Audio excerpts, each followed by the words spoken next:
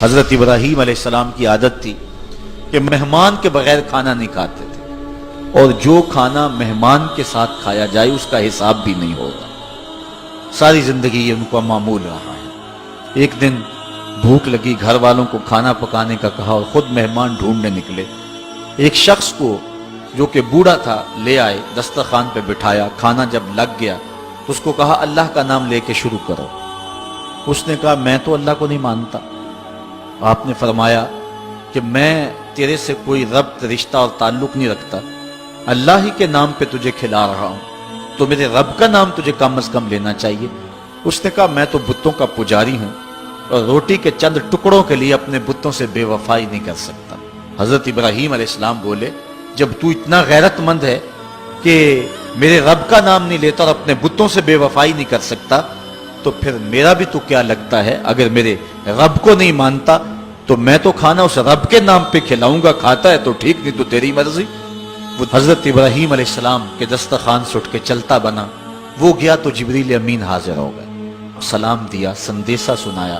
رب کہتا ہے اے میرے خلیل، تو نے میرا ایک بندہ ناراض کر دیا۔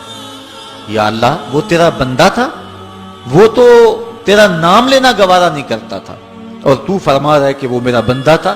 ارشاد ہوا ابراہیم بتاؤ اس کی عمر کتنی ہوگی؟ یا اللہ 80 سال کے قریب ہو۔ کہا اتنا عرصہ ہو گیا نا میں اس کو رزق دے رہا ہوں، تم ایک دن نہیں کھلا سکے؟ اب حضرت ابراہیم اس کو ڈھونڈ رہے ہیں، وہ دور پہاڑ پہ جا چکا ہے۔ اس کے قریب پہنچے، کہا میاں کھانا ٹھنڈا ہو رہا ہے، جلدی آؤ۔ اس نے کہا ایک شرط ہے، تمہارے رب کا نام نہیں لوں گا۔ کہا نہ لینا آؤ۔ تو کہنے لگا لہجے میں اتنا گداز، اتنی نرمی کیسے آ گئی؟ تم تو کہتے تھے رب کے نام کے علاوہ کھلاؤں گا نہیں۔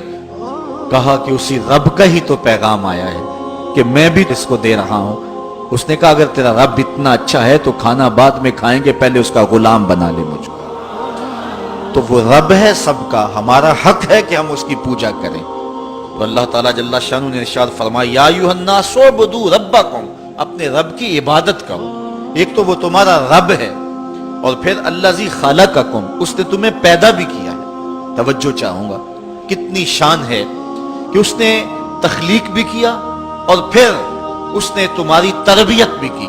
جو تخلیق بھی کرے اور تمہاری تربیت بھی کرے، کیا اس کا حق نہیں ہے کہ اس کے حضور سجدہ ریزیاں کی جائیں؟ ساری زندگی انسان ماں کی خدمت کرتا رہے تو بتاؤ ماں کی خدمتوں کا بدلہ دے سکتا ہے؟ ماں کے پیار کا صلہ دے سکتا ہے؟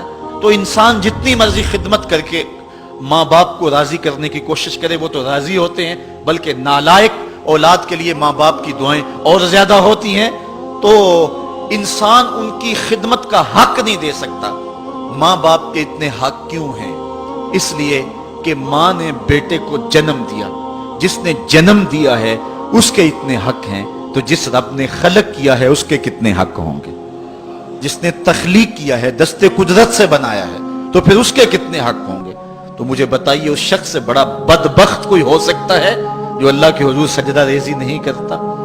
صبح کے وقت چڑیاں بھی اللہ کا نام لے رہی ہوتی، حشرات الارض بھی رب کا نام پکار رہے ہوتے ہیں، بلوں سے سر نکال کر جانور بھی اللہ کا نام پکار رہے ہوتے ہیں، اور اس شخص سے بڑا بد نصیب زمانے میں کوئی نہیں ہے کہ جو اللہ کے حضور جھکنا نہیں جانتا، جو اللہ کے حضور جو ہے وہ عبادت کا سر نہیں رکھتا۔ وہ رب ہے جو تمہیں پیدا کرنے والا ہے۔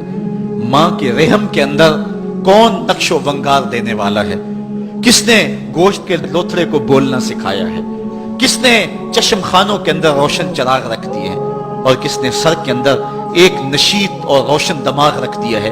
کس نے ہاتھوں کو پکڑنے کی قوت دی اور کانوں کو شنوائی کی طاقت دی؟ اور کس نے جو ہے وہ سونگھنے کی قوت اور قوت شامہ ناک کے نتنوں کے اندر رکھ دی؟ کون ہے جو ٹانگوں میں زور پیدا کرتا ہے؟ کون ہے جس نے چھاتی کو طاقت دی؟ کون ہے جس نے انسانیت کو احسن تقویم بنایا؟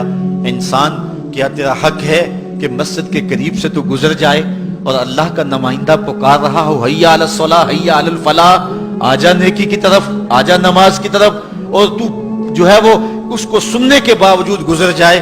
ایسا ہو سکتا ہے کہ تو اس کے حضور آئے نہ، حاضر ہی نہ ہو؟ یہ بد نصیبی نہیں تو اور کیا ہے؟ اللہ تعالیٰ جل شانہ ہمیں اپنی عبادت کی توفیق نصیب فرمائے۔